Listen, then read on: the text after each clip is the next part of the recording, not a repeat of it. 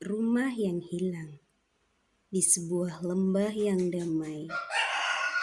Hewan hidup dengan tenang. Burung bersarang di dahan pohon yang tinggi.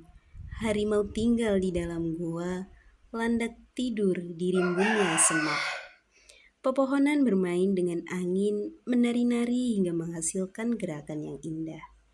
Namun, keterangan tersebut terusik dengan suara mesin yang merongrong, memilukan hati dan suara gemuruh dari pohon yang tumbang. Siang itu, ketika para penebang kayu bekerja dengan mesinnya, seekor harimau, Tian namanya, ia memperhatikan mereka dari kejauhan. "Apa yang mereka lakukan terhadap hutan rumah para hewan?" batin Tian. Tak berselang lama, 2 ekor harimau kecil berlarian di dekatnya. Melihat mereka bersendau gurau, ia tersenyum, namun hatinya sedih. "Di mana kami akan tinggal jika pepohonan ditebang?" tanya Tian lirih tanpa ada yang dapat menjelaskan. Hari demi hari berlalu dengan sedikit jumlah pohon yang tersisa di hutan. Seekor burung pipit terengah-engah mencari Tian sahabatnya. "Ada apa denganmu, wahai burung kecil? Mengapa engkau terlihat lelah?" tanya Tian seketika sesaat setelah menemukannya. "Aku melihat mereka menanam biji tanaman. Banyak sekali, tapi hanya satu jenisnya," jelas burung pipit berapi-api. Tian terdiam dan mereka semakin bingung dengan apa yang manusia lakukan terhadap hutan rumah para hewan. Tian memanggil kawanannya untuk membicarakan berita yang disampaikan oleh burung pipit. "Mungkinkah manusia akan membuatkan rumah baru untuk kita?" tanya harimau lain yang mendengar berita tersebut. "Jika iya, mengapa mereka merusak dan menebang pepohonan terlebih dahulu? Bukankah rumah kita sudah aman dan nyaman sebelum mesin-mesin mereka memotong semua pohon itu?" kata yang lain. Kebingungan para hewan terjawab ketika bibit pohon tersebut tumbuh semakin tinggi dan besar.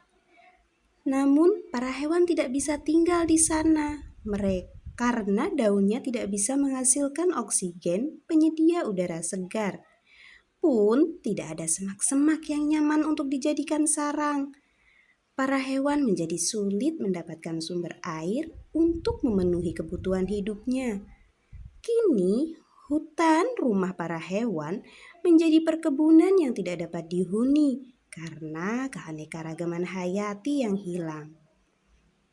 Suatu pagi, hujan deras turun dan semuanya berubah. Tian mengaum dan berteriak, "Loh, rumahku hilang! Wah, hancur semuanya! Tolong!" Mendengar teriakan Tian, burung pipit juga tidak kalah panik. "Aduh, sarangku juga jatuh. Dahannya patah. Kenapa ya?" keluh burung pipit. Semua hewan ketakutan. Mereka berlari meninggalkan rumahnya untuk mencari tempat yang aman. Saat semua berlari, di ujung bukit, Tian berhenti dan terperangah. "Tunggu dulu, ini kan bekas pohon yang ditebang. Wah, banyak sekali. Kalau pohonnya hilang, tanahnya jadi tidak kuat. Oh, pantas saja rumah kita hancur," terka harimau. Burung pipit yang ikut memperhatikannya juga bersedih. "Lihat, genangan airnya semakin tinggi. Jadi ini semua gara-gara hutan yang berkurang. Aku tidak bisa pulang ke rumahku lagi," kata burung pipit. Melihat burung pipit bersedih, harimau menenangkannya dengan berkata, Tenang ya burung pipit, tidak apa-apa. Kita masih bisa pindah ke tempat lain dan membangun rumah baru yang aman. Nanti kita tanam bibit pohon baru agar hutannya tumbuh kembali. Rumah kita pasti bisa kembali. Burung pipit menjadi tenang dan dengan bersemangat ia berkata, "Ide bagus. Aku akan membantu membawakan bijinya. Meski kecil, aku bisa terbang dengan cepat. Pokoknya kita harus jaga rumah kita ya," kata burung pipit. Harimau senang melihat optimisme burung pipit.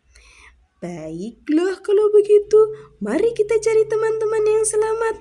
Kita akan ajak mereka membangun rumah baru yang aman," ajak harimau. Mereka menyusuri sungai, mendaki tebing, dan melewati lembah untuk mencari tempat yang aman. Dalam perjalanan, Tian dan burung pipit menyaksikan rumah-rumah manusia dari kejauhan yang juga hancur bahkan hilang.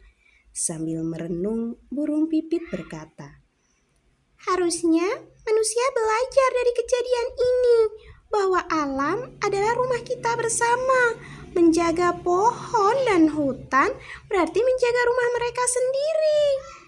"Betul sahabatku, semoga manusia lebih baik menjaga dan memelihara lingkungan," sahut Tian.